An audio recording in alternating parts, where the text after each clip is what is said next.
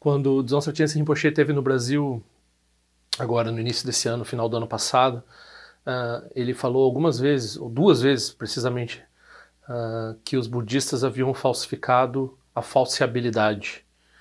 E toda a sangha, eu percebi, estava boiando, porque as pessoas não cursaram filosofia, não conhecem Karl Popper, coisa que eu conheço um pouco. Mas eu também fiquei um pouco confuso, porque eu também fiquei tentando entender como é que assim os budistas falsearam a falseabilidade. Vamos fazer uma tentativa de falar de Karl Popper e ciência e budismo novamente.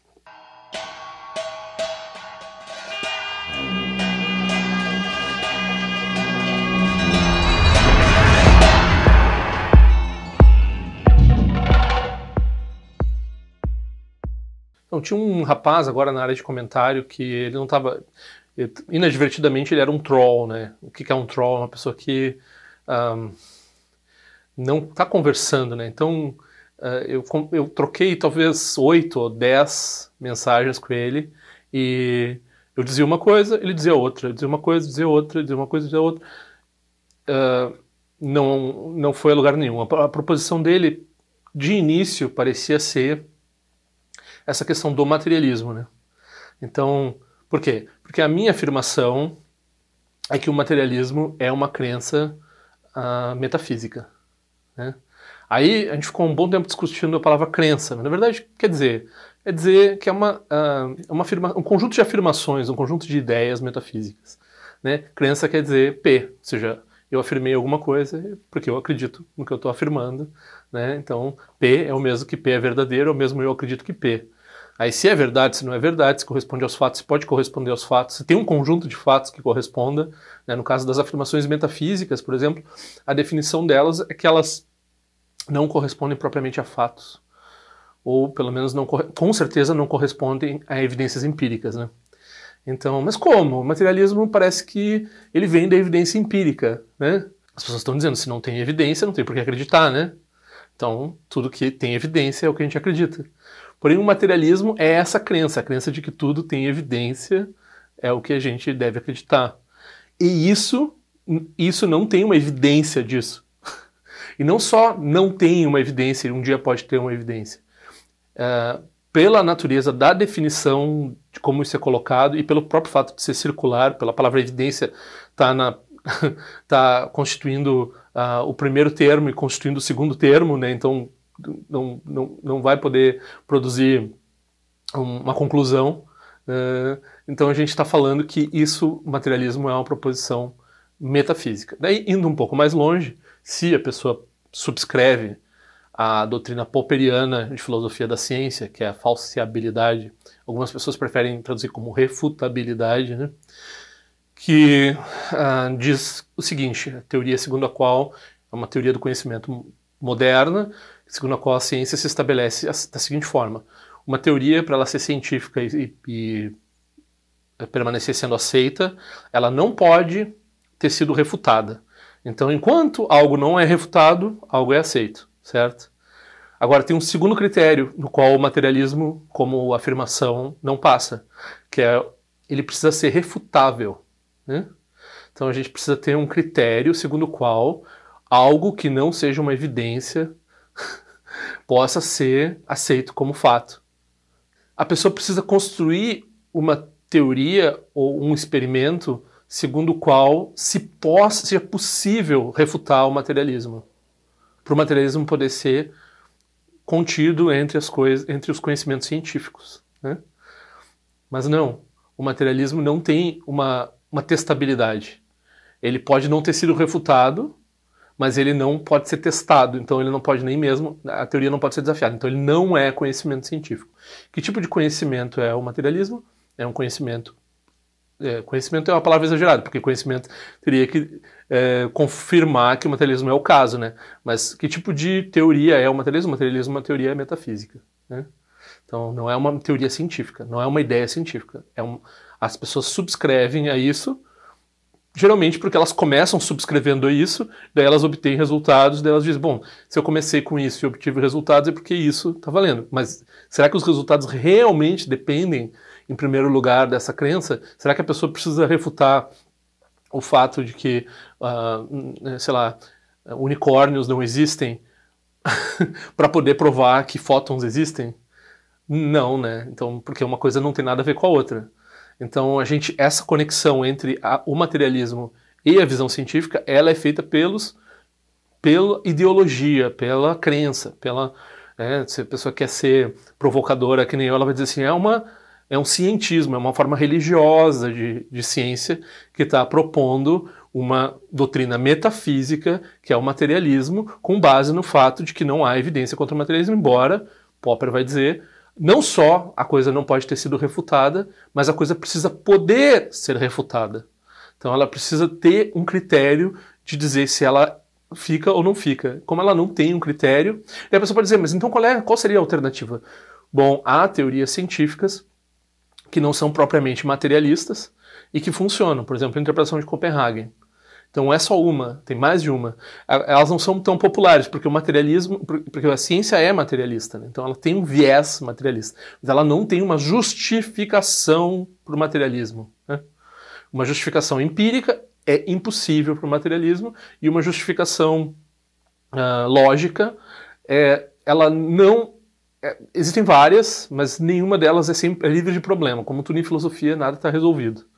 Então o materialismo não está resolvido enquanto filosofia, e o materialismo não é evidência. Então o que é o materialismo? Quando a pessoa subscreve a ele, por enquanto, é uma crença, uma ideologia, uma forma de religiosidade dos cientistas que tem o materialismo, certo?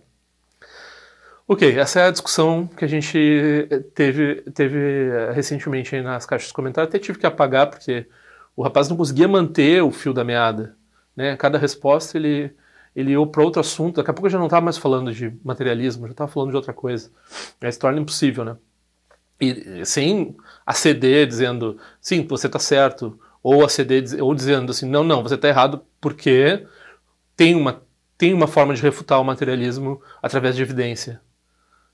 Se tiver uma forma de refutar o materialismo através de evidência. Por exemplo, olha, veja bem o problema. Vamos tratar do dualismo, né? O que é o dualismo? O dualismo é a crença que tem duas substâncias, o material, geralmente, e o espiritual, geralmente, né? Então o budismo não tem nada a ver com isso, tá? Não tem nada a ver com o materialismo, não subscreve ao materialismo e não subscreve ao dualismo. Mas tem tradições religiosas aí, várias. O catolicismo é um que subscreve ao dualismo, porque a deidade, né, Deus, está necessariamente separada da criação, certo? Na teologia católica. Então tem duas substâncias, tem a substância Deus e a substância Espírito, né, da qual pode ser Deus ou pode, não sei, enfim, aí pode ter uma discussão, né, de quantas substâncias realmente tem, mas pelo menos duas tem, certo? Aí essa substância espiritual, daí você vai dizer assim, sim, eu refutaria o materialismo dizendo que sim, que tem evidência da substância espiritual. O problema é que, por definição, se tiver uma evidência de alguma coisa que a gente está chamando de espiritual agora, a partir do momento que tem evidência, essa coisa não é mais espiritual, essa coisa é material, é uma nova forma de matéria. Isso aconteceu ao longo da ciência várias vezes, né? Então, às vezes eles inventam uma substância lá, tipo o éter, etc. Daí eles não descobrem uma teoria que corrobora, daí vai abandonado. Às vezes eles encontram uma substância várias substâncias que eles não tinham acesso empírico, muda o acesso empírico devido a instrumentos, a teorias novas, etc. E dizem, agora a gente subscreveu a uma nova categoria da substância matéria que tem a ver com, sei lá, campos, ou tem a ver com energias, ou várias formas de matéria que a gente tem, né? Então, o que acontece? Daí a pessoa pode pensar assim, sim, então não tem o espiritual, porque tudo que for descoberto vai ser... Mas por que a pessoa está subscrevendo se o dualismo está dizendo que tem uma substância espiritual que, por definição, não é acessível à evidência? A pessoa precisa ter a caridade, né? Eu não subscrevo, o dualismo é um absurdo, né? Mas eu tenho que ter a caridade de entender que o argumento deles é de que há uma substância que não é acessível empiricamente. Isso, popperianamente, é falsificável? Não é falsificável. Por isso que a gente chama de metafísica. O materialismo é o mesmo tipo de crença. É isso que eu estou dizendo, certo? É o mesmo tipo de crença metafísica. É um tipo de crença que diz que tem uma substância, um monismo de uma substância material. Aí tu pode dizer, para não usar materialismo, usa fisicalismo, né? É a mesma coisa, né? A crença de que só existe substância material. De que vale dizer que isso é uma crença metafísica? Isso irrita quem sustenta essa teoria, porque Porque essas pessoas geralmente são contra a metafísica. Elas dizem, não, eu sou materialista, não acredito em nada metafísico. Porém, quando a gente está dizendo aqui que esse tipo de afirmação não está dentro da falsibilidade popperiana, a gente está naturalmente dizendo que isso não é o tipo de crença de evidência empírica da ciência. Esse é um tipo de crença embasado em quê? Em filosofia. Se é em filosofia, falando de substância, é metafísica. Então essas pessoas que estão dizendo assim, não, eu não acredito em metafísica, eu acredito só no material. Quando elas dizem eu acredito só no material, é uma forma de metafísica que elas estão subscrevendo, certo? E isso é importante para dizer assim, veja só, você acha que, né, porque a pessoa pensa assim, não, o cientista ele é isento, o religioso lá está trabalhando com um monte de... E o político, sei lá, o sociólogo, não sei quem, está sempre trabalhando com um viés, né? Nós aqui, cientistas, nós somos livres de viés. O problema é que a ciência se especializou em esconder o viés. Então ela se especializou em escantear, né, para baixo do tapete, assim, mas fica uma montanha, tá bem evidente que tem um problema, né? Mas ela joga para baixo do tapete aquilo dizendo assim, não, tá tudo resolvido aqui, ninguém viu nada acontecer aqui quando 2 critérios para falsibilidade popperiana: não ter sido falseado e ser falseável. Ser falseável. O materialismo não é falseável, assim como o dualismo não é falseável.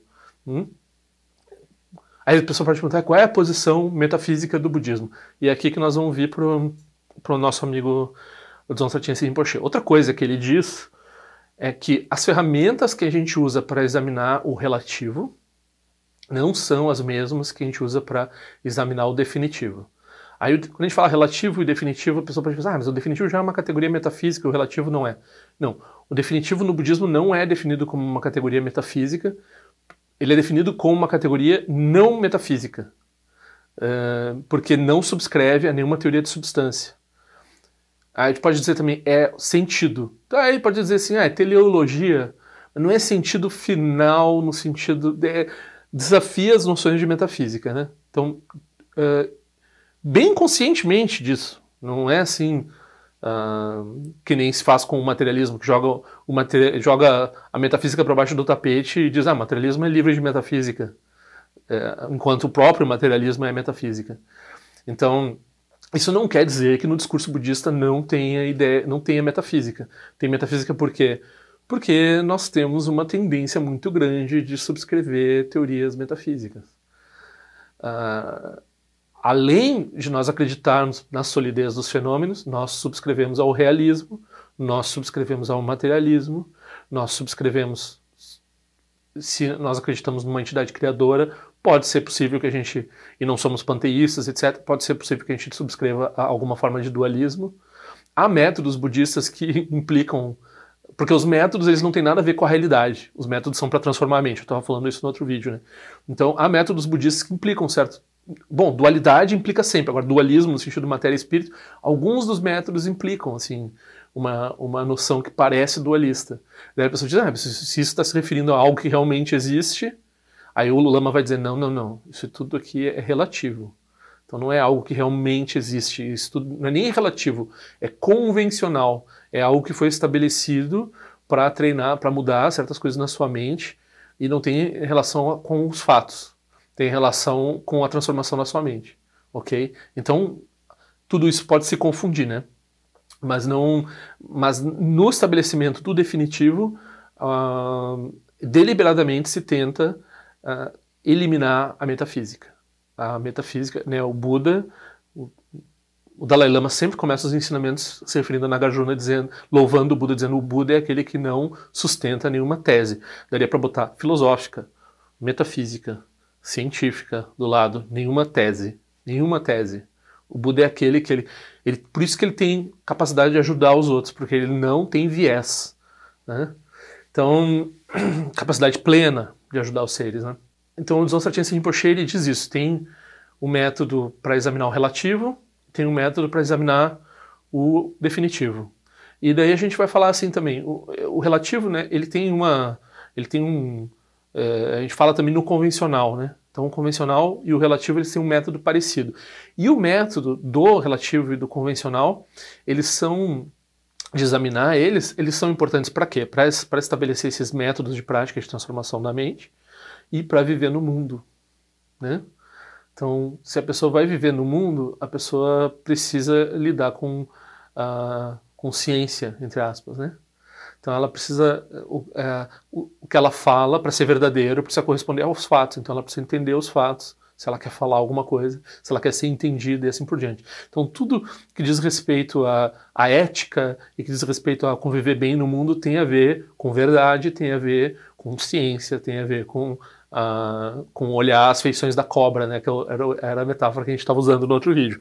Por isso que olhar o feitio da cobra é importante. Principalmente para seres não plenamente realizados, porque como nós não somos oniscientes, nós precisamos ter critérios epistêmicos para saber se esse remédio vai matar ou se esse remédio vai ajudar, né? No caso de um médico, por exemplo. Então, é nesse sentido que ciência é importante. Agora, o tipo de exame empírico, e, por exemplo, no caso da ciência, ou os outros exames que tem a ver com meditação, que tem a ver com, sei lá, pessoa que está querendo ver se o dinheiro é falso ou o dinheiro é verdadeiro, né?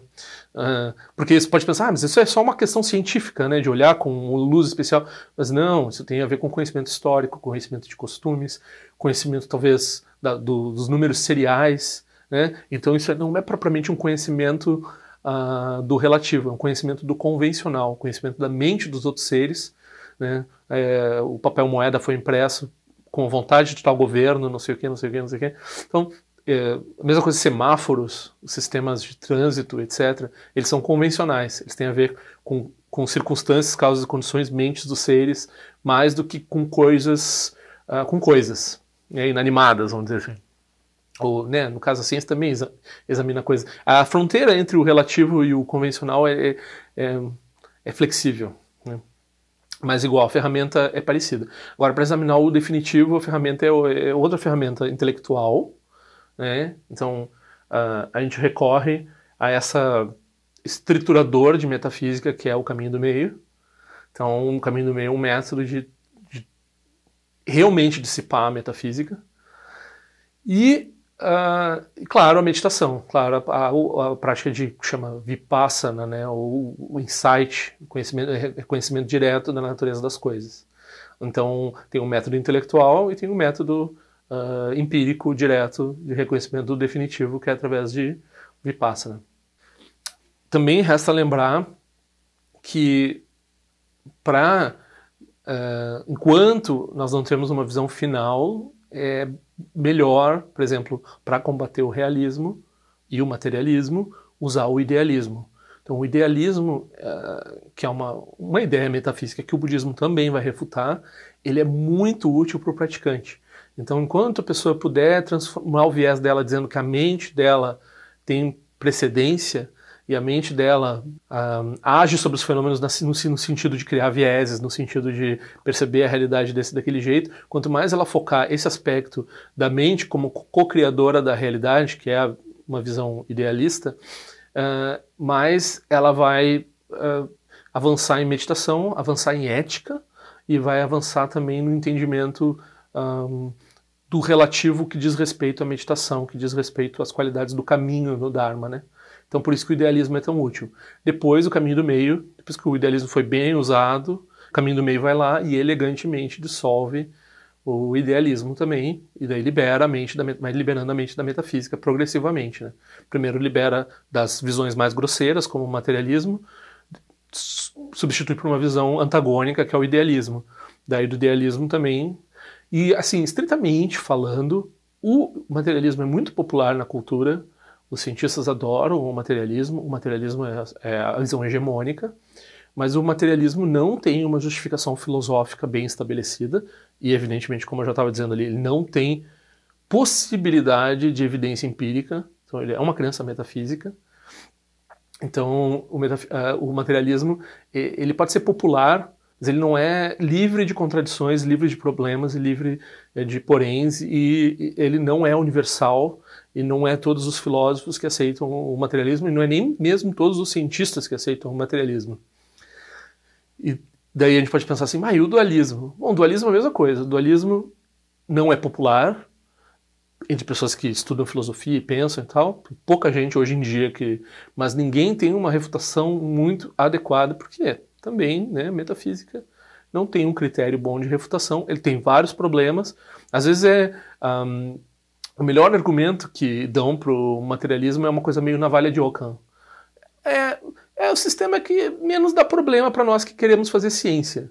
Não é para nós que queremos viver bem, ou para nós que queremos praticar meditação, ou para nós que queremos ser budista, ou para nós que queremos não destruir o mundo, ou para nós que queremos viver bem em comunidade. Não, é para nós que queremos fazer ciência. Ele dá menos problema, navalha de Ockham, então ele dá menos problema filosófico, então a gente usa ele. É mais ou menos isso. Então, ideologia, cientismo, doença da nossa cultura, né? É bom lembrar disso. Então, no caso do idealismo, ele também não foi refutado. Não tem uma refutação do idealismo, não existe isso. Então, o idealismo se sustenta. O idealismo, o realismo, o materialismo, o dualismo, o monismo, todas essas visões metafísicas. Daí a gente já começa a olhar para o Nagarjuna e dizer, Nagarjuna, tu tá certo, não adianta nada essas visões metafísicas, porque cada uma delas é mais bullshit que as outras, né? Então, o idealismo não é popular hoje em dia, já foi mais popular, não tem refutação também. Então, como a gente tem várias teorias concorrentes metafísicas aí, sem refutação, a gente vai, no Dharma, a gente pensa, bom, se eu não sou capaz de me livrar de todas as visões metafísicas porque eu tenho vieses, vamos escolher uma que funciona para a minha prática. E a recomendação de quem é fixado, e nós todos somos fixados, no realismo. O realismo é uma coisa que está embutida na nossa língua, está embutida na nossa percepção sensorial. Parece uma justificação, né? A nossa evolução como mamífero levou a produzir uma língua realista e uma percepção sensorial realista. Mas no budismo a gente vai dizer, não, mas peraí, se a gente for mamífero, a gente não tem chance nenhuma. Então não começa dizendo assim, porque tu é mamífero, tu tem que aceitar o realismo. Não é justificação também. O realismo, ele é natural para nós. Então, no Dharma, quando a gente vai fazer meditação, quando a gente vai treinar a mente, quando a gente vai ir além de ser mamífero, vamos dizer, de reconhecer a nossa natureza que está além de ser um ser humano, de ser um mamífero, de ser um ser temporal, né? Então a gente vai ir na direção do idealismo. Aí o idealismo vai se tornar um problema uma hora, daí se a gente tiver um professor, se a gente tiver o estudo do Dharma, a gente vai conseguir também superar o idealismo. Mas nesse momento o idealismo, assim, para quem está fixado em materialismo, para quem está fixado em realismo, o idealismo é uma... O que é, assim, na prática, o idealismo é essa coisa assim, pensa mais que as coisas são que nem Matrix, pensa mais que as coisas são como um sonho, pensa mais que a tua mente tem... Não é que ela tenha poder de transformar a realidade no sentido do segredo, mas ela é coadjuvante na produção da tua experiência. É óbvio, porque a tua experiência tem a ver com a tua mente, né? Então, quando tu começa a pensar dessa forma, focar a mente em primeiro lugar, aí tu começa a ter mais maturidade na prática de meditação. Quem está focado em evidência, tá lá, tudo bem, é importante, né? Não precisa... é trabalho de carpinteiro, trabalho de quem quer ver o dinheiro... ser falso, ser verdadeiro, não ser falso, né? Trabalho de quem quer fazer ciência, etc. Não está falando sobre, não está investigando sentido, não está investigando o que é importante através da prática, não está produzindo uma vida boa também. Não está preocupado com isso. A preocupação ética, a preocupação... uma vez a ciência nasceu junto com a filosofia, junto com a preocupação ética, com a preocupação da eudaimonia. Uma vez tinha uma união entre ciência e eudaimonia, e, né, conhecer o mundo era conhecer a mente de Deus, era uma yoga religiosa, né? Hoje em dia não, a ciência não resolve os problemas verdadeiros, né? Ela mal e mal resolve certos problemas e cria uns outros, tantos. Então ela não tem precedência aqui nenhuma. Aí vamos voltar para o Karl Popper e tentar ver o que o Dzongchen Rinpoche quis dizer com isso, né? Então, por que o Karl Popper fez essa teoria dele? Quem eram os inimigos do Karl Popper? Não é meu objetivo aqui defender o marxismo ou a psicanálise. No caso do marxismo, eu acho que o Marx falou várias críticas muito importantes com relação ao capitalismo, mas está datado, é oitocentista, o materialismo histórico não funciona, tudo isso é bobagem hegeliana, bullshit também, completa, né? Então tem umas críticas importantes, né? Mas tem uma série de... um vasto problema, principalmente quando ele tenta se impor como ciência. certo? Então aqui a gente concorda com Popper aqui. E a psicanálise também, eu concordo com Popper. A psicanálise não é ciência. Hoje em dia acho que não tem nem mais a pretensão. Na época do Popper ainda tinha a pretensão de ser ciência, né? Então o Popper ele estabeleceu esses dois critérios aí. E tanto o marxismo quanto a psicanálise, eles não caíram porque foram falseados. Eles caíram porque eles não são falseáveis, né? E no caso do marxismo, acho que também no caso da psicanálise, um dos critérios que o Karl Popper disse é que assim, quando eles têm um problema, em vez deles revisarem a teoria, eles fazem um puxadinho, né? Então a teoria é ad infinitum. O problema vai alterando a teoria na medida em que vai ampliando, vai adicionando uma exceção na teoria, assim, né? Então isso torna o sistema não falseável, o sistema vira um blá blá blá, né? Então o inimigo dele era esse, o inimigo dele era esse pessoal aí, a psicanálise e o marxismo. Eu, pessoalmente, sou muito mais wittgensteiniano do que popperiano. Eles tiveram uma briga famosa, eu não sei nem bem a posição wittgensteiniana sobre filosofia da ciência, se é que ele teve alguma muito clara, né? Mas claro, ele trabalhou com teoria do conhecimento toda a vida dele, né? Então eles tinham uma disputa, um cerne de disputa. E o Karl Popper, ele vem dessa tradição que tem a ver com o positivismo lógico, né? Então ele ainda tem um ranço, assim, daquela coisa europeia iluminista, assim, né? O que o Dzongchen Rinpoche quis dizer com os budistas falsearam a falseabilidade? Eu acho que ele quis dizer que o Karl Popper é bem útil se a gente quer estabelecer o que é ciência, né? Mas estabelecer o que é ciência é falar do relativo. E o relativo é todo falso, do início ao fim. O relativo é todo ele um sonho, né? Então, existe muita discussão também sobre certeza na filosofia e certeza no Dharma, né? Então, a certeza no Dharma, ela envolve atividade intelectual e ela envolve também uma evidência empírica, mas é uma evidência empírica de... alguns autores usam primeira pessoa, acho que primeira pessoa é meio ruim, né? Mas é da experiência prática de meditação da pessoa, né? Então, essa evidência não é subjetiva no sentido de ser pessoal. Ela não é de primeira pessoa no sentido de ser pessoal, é de ser a minha... Né? Ela é, em certo sentido, ela é universal, só que porque todos nós temos o que... a gente está falando, por exemplo, quando a gente fala em consciência pura, parece uma coisa mística, consciência pura. Mas consciência pura é só a capacidade de cognição básica, né? Sem conexão com nenhum objeto em particular. Então, se tem uma cognição que pode ter conexão com qualquer objeto, essa cognição, essa abertura da mente, né, ela é dita pura. Ela é pura porque ela não está vinculada a nenhum... Então, o conhecimento direto dessa experiência aí tem a ver com certeza no budismo. E aí a gente falsifica a falseabilidade. Basicamente, acho que é por aí um pouco o chute, assim. Por quê? Porque obtém, ao contrário da teoria popperiana científica, tem uma certeza, um grau de certeza aqui. E eu acho que o Wittgenstein também vai por esse lado aí. Também tem um pouco dessa teoria de... talvez fosse essa a briga dele com o Karl Popper.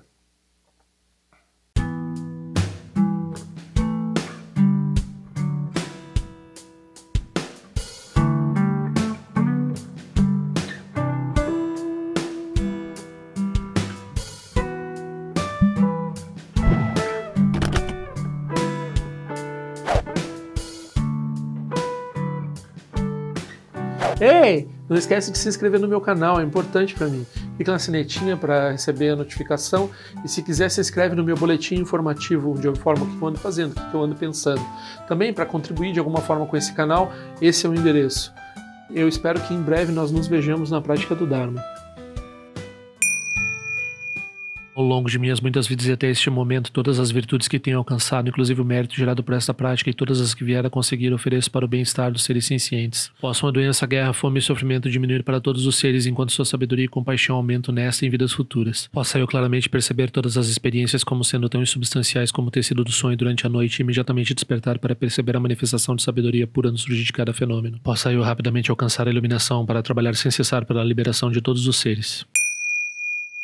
Nirawe Korajinga Sumpano Neoma Lundi Quenetirezi uma Tenjinja Soiza Pekaja Produtendiante. Om Soati, Diamante Penedira Sawa, Concha dos Zeus, Etai Bai Médio no Tutu Piamania, Jogi Sasunda do Tendiante. Time Quene Pema Sambal, Sassora, Gente no Pai, Garde Anjo, Jigo do Pegu, Coisa Destintas em Dashinja. Jigmeto Jutru Panangue, um Achatungo do Pateno Muyeng, com Pamalora Sanelundo Tileta do Tendiante. Emergência Pemeris, o Jepemetan Latico, Zizuan, Pemonte de Droma de Sojino, Anime Melundia do Diante. Penenjon, Enetim Potem Paiuri, Nebadan, Basi Pechambundan, Conceição Sentendiante. Que são Sandiego do Rinpoche, quando condado eu atim pode abartir com seu tudo da poça só de pessoa de lá do sul não se mueve de chuva dançam balão de do partingelo o marrom bezaguru pema cd rum que loja som de lote as alianças são de papel do justo som não guarda miral do sungele show